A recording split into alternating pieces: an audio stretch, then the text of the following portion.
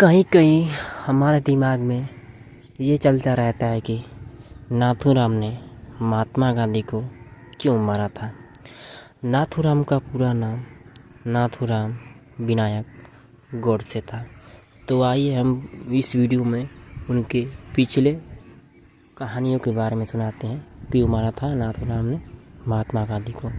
तो नाथूराम 19 मई 1910, 15 नवंबर 1949 महात्मा गांधी के हत्यारे थे, जिन्होंने 30 जनवरी 1949 को नई दिल्ली में बिंदु रिक्त सीमा पर गांधी को 3 बार सीने में गोली मार दी थी।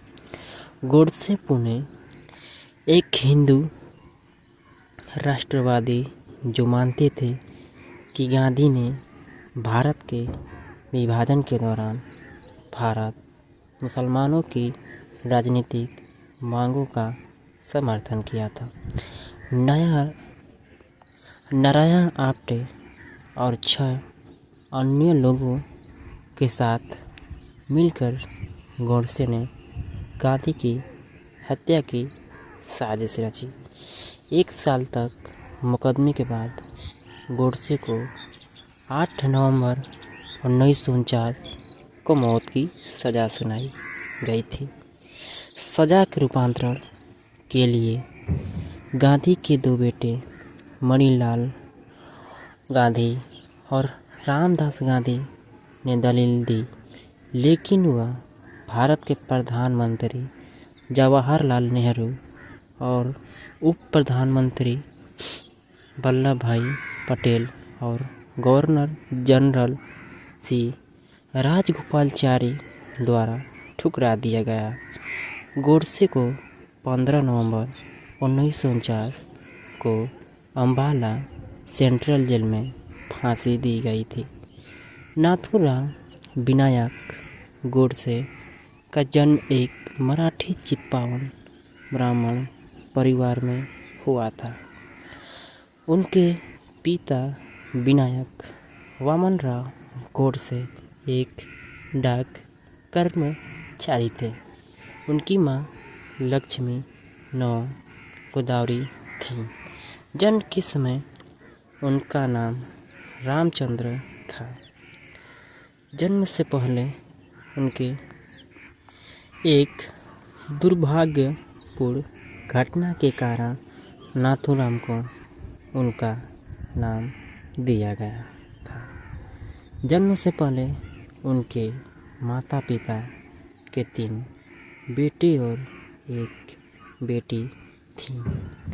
तीनों लड़कों की बचपन में ही मृत्यु हो गई थी। पुरुष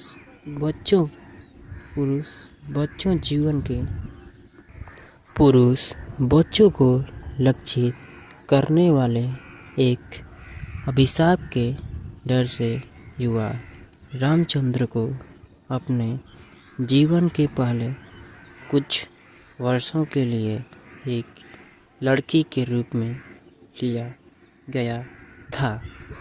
उनकी नाक छिदी हुई थी और नाक अंगूठी मराठी के नथ में पहनने के लिए बनाई गई थी। इसी कारण से उन्होंने नाथूराम शाब्दिक रूप से नाक अंगूठी वाला राम गुमान अर्जी था। अपने छोटे भाई के पैदा होने के बाद उन्होंने उसे एक लड़के के रूप में देखा। गोडसे ने 5वें स्तर के माध्यम से बारामती में स्थानीय स्कूल में भाग लिया, जिसके बाद उन्हें पुणे में एक चाची के साथ रहने के लिए भेजा गया ताकि वह एक अंग्रेजी भाषा के स्कूल में पढ़ सके। राजनीतिक करियर और विश्वास गोडसे हाई स्कूल से बाहर हो गया और हिंदू राष्ट्रवादी संगठनों के राष्ट्रीय स्वयंसेवक संघ, राष्ट्रीय स्वयंसेवक संगठन और हिंदू महासभा के साथ एक कार्यकर्ता बन गया। हालांकि उसकी सदस्यता का सही तारीख अनिश्चित है। गोडसे 1932 में एक संघीय महाराष्ट्र कार्यकर्ता के रूप में सांगली महाराष्ट्र में आरएसएस में शामिल हो गए और एक साथ दोनों पश्चिमपंथी संगठनों के हिंदू महासभा के सदस्य बन गए। उन्होंने अपने विचारों को प्रचारित करने के लिए अक्सर अखबारों में की पुस्तक राष्ट्रीय मीमांसा का अंग्रेज़ों में अनुवाद किया।